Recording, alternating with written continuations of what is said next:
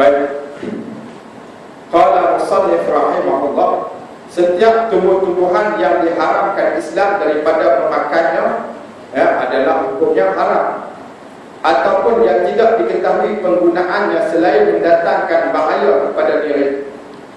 Tanam sesuatu, dan yang sesuatu ditanam itu kita faham tak ada benda lain dah, melainkan dia tanam untuk mendatangkan bahaya, maka hukum menanamnya adalah haram. Seperti hashish, hashish, dia bagi hashish, yakni ganja, dan sebagainya. Selain itu juga tembakau yang dijadikan rokok, jika kita menghukumkannya sebagai haram sebagaimana hukum yang diibaratkan, maka hukum menanamnya juga adalah haram. Manakala jika kita mengatakan hukumnya makruh, maka hukum menanamnya juga adalah makruh. Yang ini pendapat daripada Syekh Yusuf Qardawi. Orang Islam tidak diberi keuzuran untuk menanam sesuatu yang diharamkan hanya untuk menjualkannya kepada orang bukan Islam, kerana orang Islam itu tidak boleh melakukan sesuatu barangan yang haram. Sama sekali sebagaimana dia tidak dibolehkan menternak babi misalnya untuk dijualkannya kepada orang Nasrani, sebagaimana yang diberitahu bagaimana Islam mengharamkan penjualan anggur yang halal itu kepada sesiapa yang diketahui akan membuat arak daripada anggur tersebut. Tuan-tuan muslimin muslimat yang dirahmati Allah Subhanahu wa taala. Jadi daripada apa yang telah dikemukakan oleh Syekh Yusuf Qardawi, macam mana yang dikatakan tanaman hasil pertanian yang haram. Yang pertama ialah kalau dia menanam tanaman itu yang kita tahu tanaman itu tak lain dan tak bukan melainkan untuk apa? Untuk buat sesuatu benda yang mudarat, macam tanam pupuk ganja.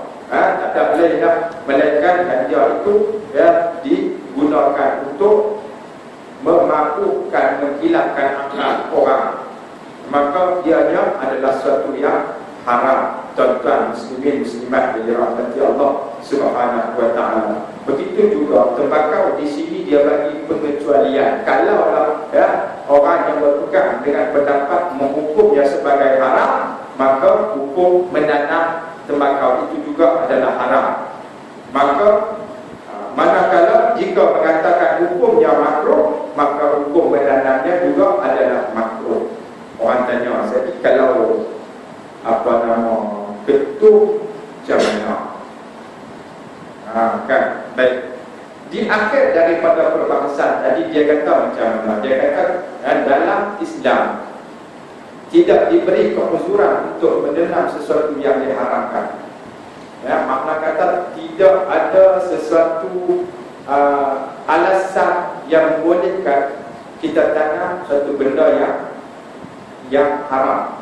Tak ada alasan membolehkan kita tanam suatu benda yang haram.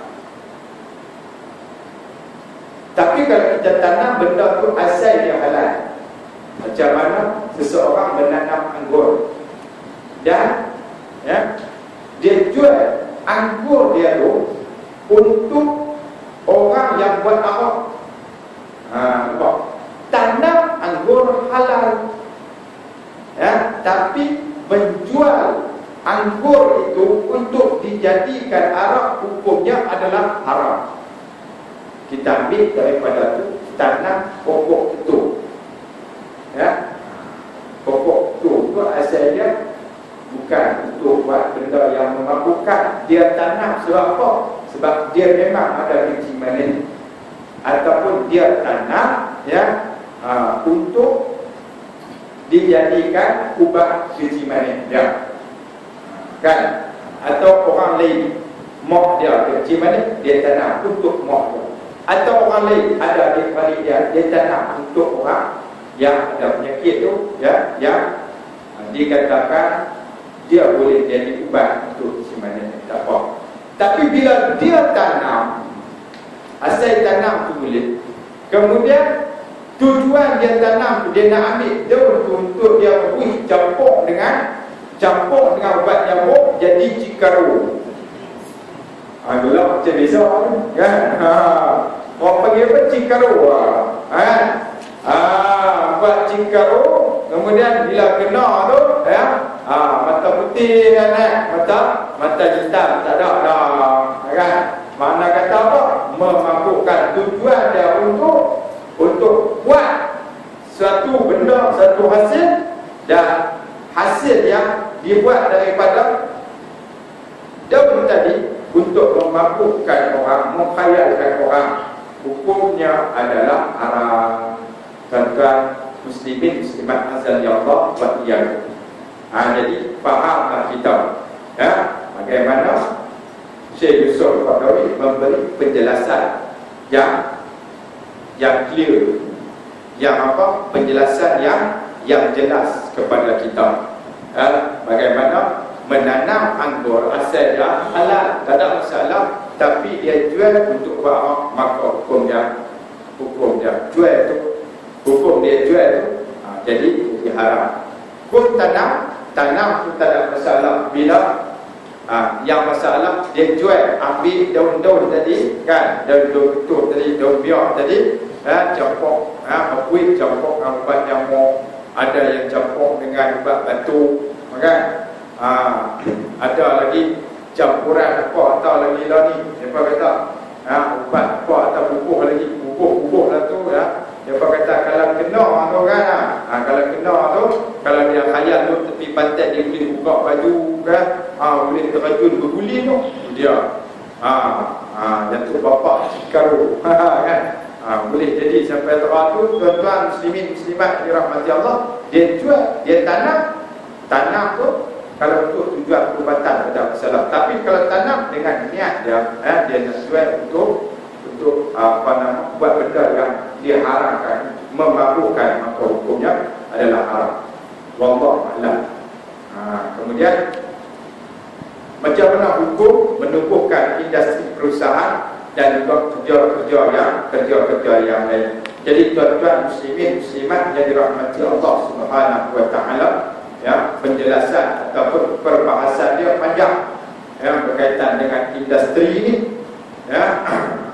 yang berkaitan dengan industri ini ada apa dia, kita mengolah daripada satu hasil itu untuk dijadikan satu benda yang lain.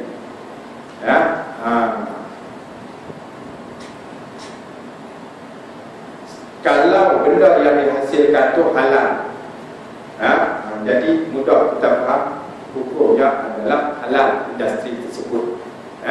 Nanti kita akan urai dengan lebih lanjut pada kuliah kita yang akan datang. Kalaulah daripada industri perusahaan yang dia buat itu menghasilkan sesuatu yang haram, maka industri itu hukumnya adalah haram.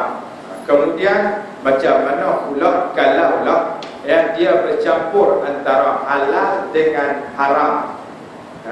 Tuan-tuan muslimin muslimat yang dirahmati Allah Subhanahu wa taala, macam mana pula kalau industri itu ada bercampur dengan benda yang haram kan, dan pencampuran itu tak dapat kita nak asing-asingkan dia.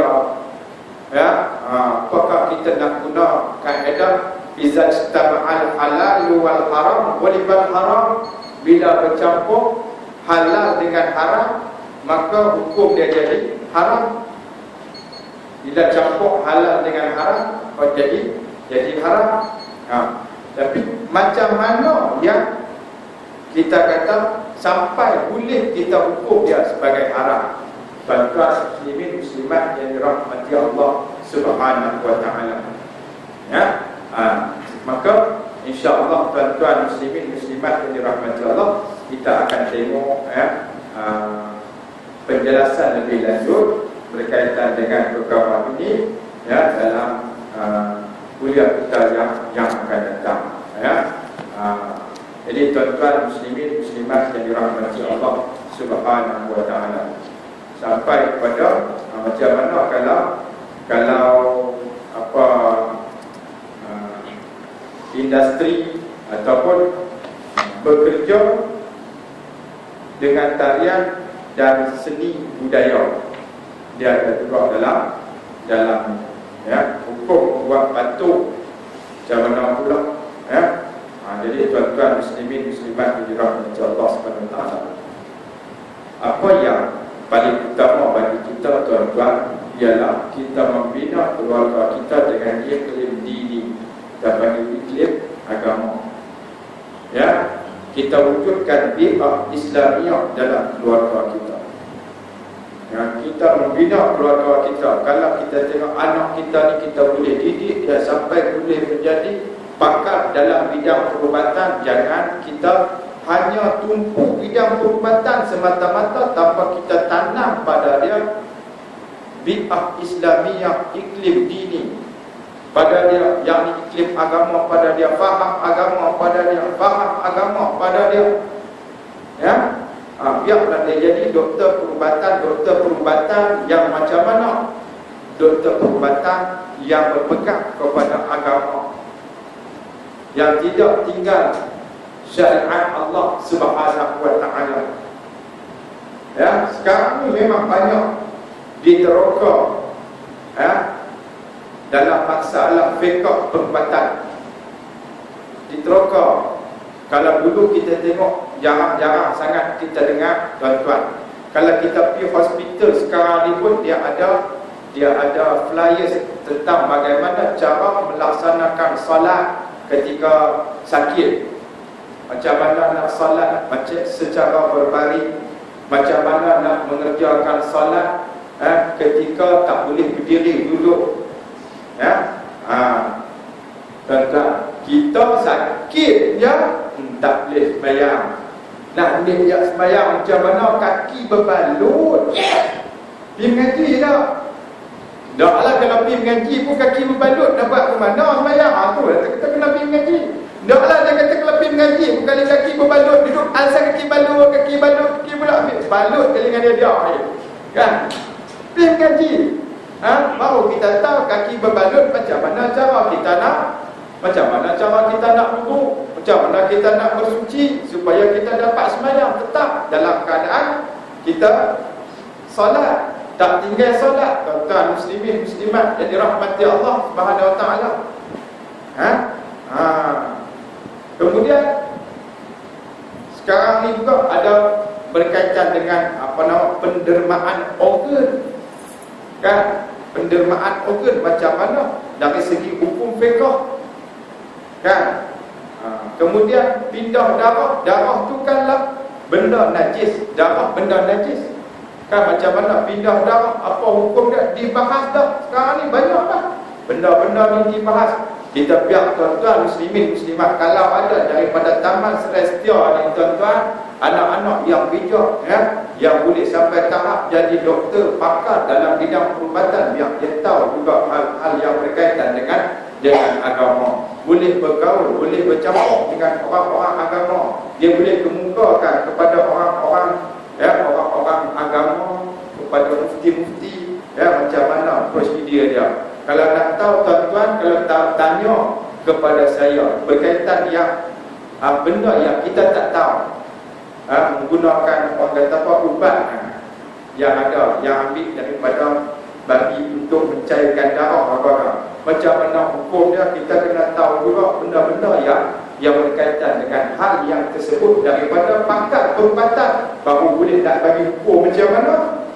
Kan? Kena tanya dulu pakar-pakar dalam bidang perubatan. Begitu juga tuan-tuan muslimin muslimat azani Allah wa iyyakum, yang pakar dalam bidang apa? Dalam bidang petroleum dan sebagainya, dalam bidang galian dan sebagainya, yang ada daripada kalangan umat Islam, ahli geologi ke, kan, ahli pakar-pakar yang hebat-hebat tuan-tuan muslimin muslimat yang dirahmati Allah. Dulu pada zaman kerajaan Umayyah dan Abbasiyah tuan-tuan telah diteroka macam pakar geografi. Siapa dia? Al-Idrisi yang buat peta kan dalam bentuk globe. Sampai King George King George IV minta kepada Al-Idrisi supaya buat peta dalam bentuk globe. Al-Idrisi ini seorang Islam, seorang pakar yang boleh buat lukis peta yang mempunyai ketepatan dalam bentuk muka bumi ini tuan-tuan muslimin muslimat yang dirahmati Allah. Itu dia sampai kita kata kalau sampai tahap tu sampai orang barat boleh tunduk pada Islam. Sekarang ni tuan-tuan maka usaha supaya kita ni jauh kita makna kata hang bidang perubatan, hang kena hidup cara macam mana doktor hidup. Kan kalau hang jadi magistrate, macam mana kita tengok cerita Piramli. Cerita magistrate, kalau magistrate dia hidup cara magistrate kan. Sebut cakap boleh kan tuan-tuan muslimin muslimat yang dirahmati Allah. Kalau dia magistrate, dia hakim, dia ada fikrah Islamiah, ada pemikiran tentang agama Allah, macam mana nak mengangkat undang-undang Islam sebagai undang-undang yang utama. Tuan-tuan muslimin muslimat yang dirahmati Allah Subhanahu wa taala. Mudah-mudahan kita dapat sikit ilmu kemudian kita balik insya-Allah. Paling kurang kita dakwah tak ada pada orang lain pun kepada keluarga kita. Mudah-mudahan keluarga kita yang kita bina dengan iklim dini, kita bina dengan bi'ah Islamiyah, dengan apa? Dengan kefahaman agama dalam keluarga kita, insya-Allah keluarga kita akan mendapat sakinah daripada Allah Subhanahu wa taala. Tuan-tuan muslimin muslimat yang dirahmati. Begitu juga tuan-tuan yang jadi pendidik macam kita ni, kita didik. Mudah-mudahan didikan yang kita beri itu jangan lupa kita selipkan tentang jadi seorang muslim, bukan sekadar menjadi seorang pekerja, menjadi seorang muslim yang bekerja kan. Tuan-tuan insya-Allah muslimin muslimat yang dirahmati Allah Subhanahu wa taala, mudah-mudahan saya disampaikan pada malam ini tuan-tuan menjadi manfaat dari saya Allah dan taat bagi banyak dosa, dan juga mudah-mudahan tuan-tuan dan puan-puan muslimin dan muslimat dapat mengambil iktibar daripada apa yang disampaikan. Jadi tuan-tuan sebelum kita tangguh ada soalan. Ada. Alhamdulillah tuan-tuan mudah-mudahan faham semua jadi tuan-tuan kita tangguh dengan tasbih kafarah dan surah Al-Asr. Subhanakallahumma wa bihamdika asyhadu an la ilaha illa anta astaghfiruka wa atubu ilaik. Bismillahirrahmanirrahim. Wa innal insana lafi khusr illa alladziina aamanu wa 'amilus shalihati wa tawassaw bil haqqi wa tawassaw bis sabr. Sadaqallahul 'azim. A'udzu billahi minasy syaithanir rajim. Bismillahirrahmanirrahim. Allahumma jama'na hadza jama'an marhuma wa tafarraqna min ba'dihi tafarruqan ma'suma. Rabbana atina fid dunya hasanah wa fil akhirati hasanah wa qina adzabannar. Wa sallallahu ala sayyidina Muhammad wa ala alihi wa sahbihi ajma'in. Walhamdulillahi rabbil alamin. Wabillahi taufiq wal hidayah. Assalamualaikum warahmatullahi